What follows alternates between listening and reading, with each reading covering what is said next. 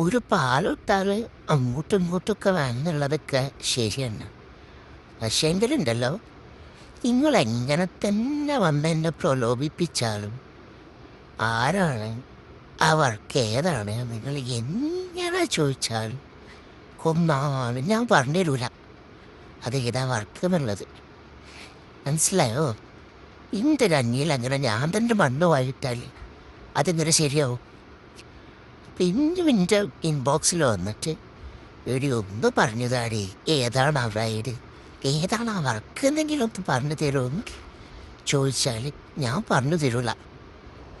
തമാശ അതല്ല, എൻ്റെ ഫോളോവേഴ്സ് അല്ലാത്ത ആൾക്കാരാണ് വന്ന് ചോദിക്കുന്നത് ഏതാണ് ബ്രൈഡ് അല്ലെങ്കിൽ ഏതാണ് ആ വർക്ക് എന്നത് പറഞ്ഞു തരുമെന്ന്.